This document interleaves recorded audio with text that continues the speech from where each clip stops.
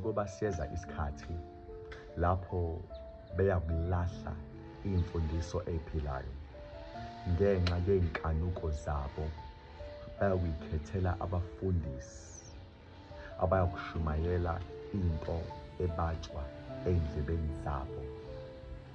Ngalenkathi-ke uTimotheo wesibili chapter 4 verse 3 esho kanje, I've seen myself most of the times uNkulunkulu uyangisebenzisa akhulume ngami iqiniso, izinto ezibuhlungu ukuthi abantu abalifuni. I could feel ukuthi leli qiniso engeke ngilikhulume abantu ba-resista. Bangithanda uma ngabe ngithi uNkulunkulu uyakuthanda, uNkulunkulu uyaku-understanda. Ngaleso sikhathi ngisuke ngikhuluma ngenye indlela, ngaleso sikhathi nomoya kaNkulunkulu usuke uthinte amanye ama-issues. But let us be honest, uNkulunkulu will never understand isono, will never understand disobedience. uNkulunkulu into ayifuna ukuthi sinikele kuyena for him ukuthi akwazi ukuthi asebenzisane nathi. So njengoba le ncwadi kaTimotheo isho kanje, siyeza isikhathi la beyokulahla khona imfundiso ephilayo. Abantu abasafuna ukutshela iqiniso. I know abantu abakuthanda iqiniso. Once wakhuluma iqiniso, bayahlehlela, bayakuhleba, bayakuzonda because we told them iqiniso. Bafuna bakhohlise, abafuna batshele if benza wrong.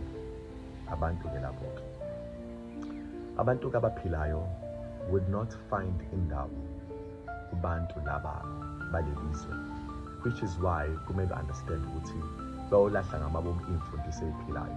That means uma bezwa imfundiso ephilayo bazoyithatha as abantu abayiqhaza, abangafundile, abaphazamisa ukuthula just because bakhuluma iqiniso. Okunye ngale nkathi abantu sebebheka abafundisi abazoshumayela imfundiso eyibabayo endlebeni zabo. This is a time la khona kusebenza abafundisi besikhathi kuyibona engathi ba-relevant kulelizwe.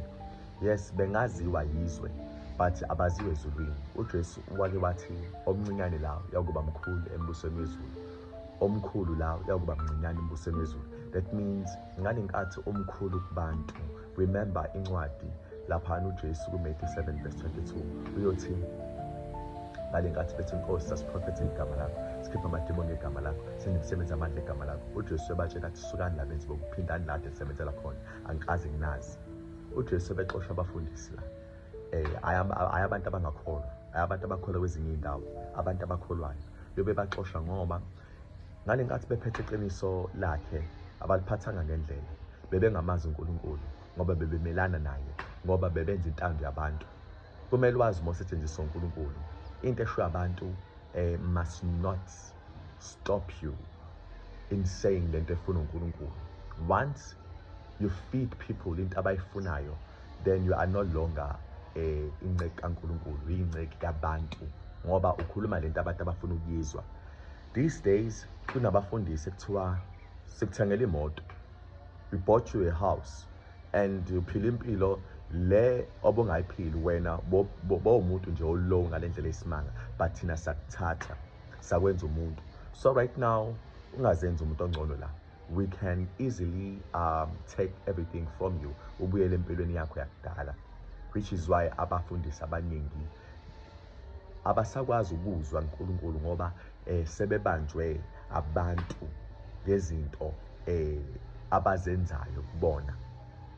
Yabona-ke, you have to choose if usetshenziswa uNkulunkulu ukuthi ufuna ukuba umfundisi wabantu noma kaNkulunkulu, because umfundisi kaNkulunkulu ilo abambiza ngohlanya, ilo kuthiwa uyahlupheka, ilo kuthiwa unomona ngoba uphila impilo miserable, ilo kuthiwa uyisidala. Ngale nkathi bekhuluma kanjalo, they said that for most of abaprophets beqiniso baNkulunkulu. Ingakho kumele ungajabuli uma uzwa kukhulunywa okuhle ngawe uma umfundisi noma uma umprofethi, ngoba endulo abaprofethi beqiniso babulawa, bebulawa abaprofethi bamanga. Labo baprofethi bamanga bekhulunywa okuhle ngabo, betuswa kahle yizwe, even though bebulele, benze zonke izinto eyiwesi. uJesu uthini ngabo? Ningamathuna angasabonakali, abantu abahamba phezu kwawo. Uphinde athi nina ningamathuna acakiwe kahle ngaphandle, kodwa ngaphakathi agcwele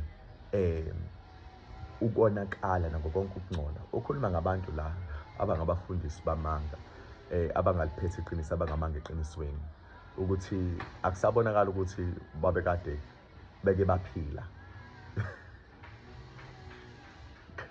Do not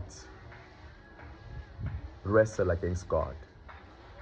It's better to be on God's side and be judged by the whole world than to be long in the world and be judged by God.